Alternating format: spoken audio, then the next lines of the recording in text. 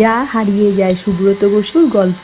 দেবযানী ঠাম্মির চ্যানেলে সবাইকে স্বাগত। গল্পটি যদি তোমাদের ভালো লাগে তাহলে লাইক, কমেন্ট আর শেয়ার করে দিও, আর চ্যানেলটিকে সাবস্ক্রাইব করে পাশে থেকো।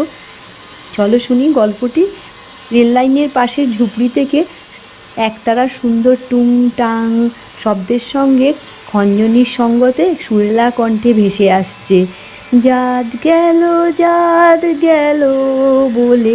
আসলে ঝুপড়ির ভেতরে বিষ্টু আর শেফালি জোরদার অনুশীলন করবে নাই বা কেন। আজকে যে তাদের পাশের রেল লাইনে আসবে বাংলাদেশ থেকে এক বিশেষ ট্রেন, যাত্রী বোঝাই হয়ে আসবে, তার এই স্টেশনে দাঁড়াবেও অনেকক্ষণ। তাই জন্য তারা দুজনেই খুব জোরদার অনুশীলন করেছে। সব হকাররা তাদের পসরা সাজিয়ে বসবে, যে গান শোনাবে, খুব ভালো কেনা বেচাও হবে আর লোকের সঙ্গে দেখাশোনাও হবে। তাই তারা কিছুক্ষণ পর বেরিয়ে পড়ল। গিয়ে দেখে স্টেশন চত্বর একদম ভিড়ে ভিড়াক্কার, চারিদিকে লোকজন একদম জমজমাট হয়ে আছে, হইচই। এমন সময় শোনা গেল বাংলাদেশ থেকে সেই ট্রেন ঢুকছে এই স্টেশনে। তখন তো আরও হুড়োহুড়ি পড়ে গেল। যেই ট্রেন এসে থামলো, কেউ নেবে চায়ে গলা ভেজাতে চাইছে, তো কেউ এখানে এই দেশের বাজার দর সম্বন্ধে আলোচনা করছে, তো কেউ হকারদের থেকে জিনিস, বাদাম, ছোলা ভাজা, আরও কত কী ফল সব কিছু কিনছে, তিলের খাজা। আর সেই সঙ্গে শেফালির গলার গান একবার যদি ধরে তাহলে অমনি ভিড় আপনে থেকে হয়ে যায়, আর টুপটাপ অনেক পয়সাও পড়ে। সেই সুযোগে শেফালি আর বিষ্টু গান ধরল।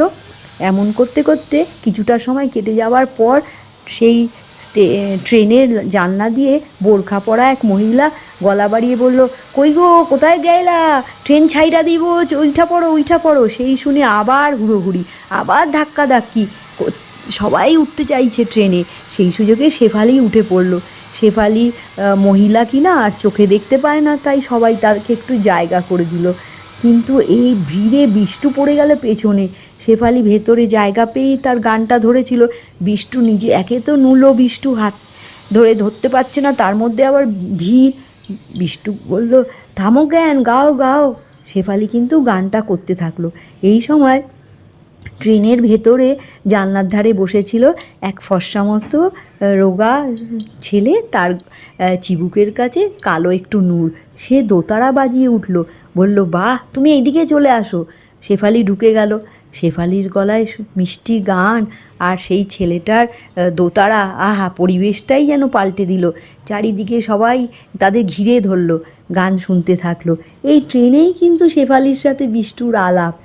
তখন বিষ্টু মজা করে শেফালিকে বলতো, তোমার অন্ধ চোখেই আমি ধরা দিয়েছিলাম বলে আমাকে তোমার ভালো লেগেছে, নইলে কি ওই মোটা মোষের মতো কালো নুলো বিষ্টুকে কারো মনে ধরে? শুনে শেফালি শুধু হাসে। তাদের 3 বছর হয়ে গেল ঘরকন্না করা, খুব সুখেই তারা ছিল, গান বাজনা এই নিয়ে। কিন্তু এখন তো এই ট্রেনের ভেতর অন্য গণ্ডগোল হলো। একদিকে তো শেফালির গান আর সেই দোতারা বাজিয়ের পরিবেশটা সুন্দর, অন্যদিকে বিষ্টুর ভিড়ে যখন উঠতে পারছিল না, দুটো লোক এসে বিষ্টুকে কিছু না বলেই মুখের মধ্যে ঘুষি মেরে দিল।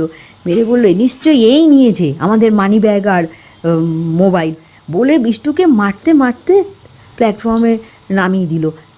তারাও নামলো। তখন ট্রেন আস্তে আস্তে একটু একটু ছাড়বে এমন ভাব নিচ্ছে। তখন তারা প্ল্যাটফর্মের লোকজন বলল, করেন কি মারতেছেন কেন? এই নুলো কখনো আবার মানি ব্যাগ আর ওই সব নিতে পারে, চুরি করতে পারে? ইন্ডিয়ায় এসে যা কিছু করবেন নাকি? লোক দুটো ভয় পেয়ে তাড়াতাড়ি করে ট্রেনে উঠে ভিড়ের মধ্যে মিশে গেল। আর বিষ্টুকে তো এত মেরেছে, ঠোঁট দিয়ে রক্ত পড়ছে, কেউ একজন ধরে নিয়ে চায়ের দোকানে বসালো। আর ট্রেনের ভেতর কিন্তু তখন সেই দোতারা বাজিয়ের সঙ্গে শেফালি গান ধরেছে, গানে সুরে তারা ভেসে যাচ্ছে। ট্রেন আস্তে আস্তে ছেড়ে দিল। বিষ্টু দৌড়াতে থাকলো, শেফালি বলে, কিন্তু ট্রেন তখন ছেড়ে দিয়েছে। অনেক দূরে যখন ট্রেনটা চলে যাচ্ছে, বিষ্টু তাকিয়ে আছে। প্ল্যাটফর্মে ভিড়ও আস্তে আস্তে থিতিয়ে পড়ছে, ভিড় পাতলা হয়ে গেল, সবাই চলে গেল। এখন প্ল্যাটফর্মে শুধু বিষ্টু বসে আছে।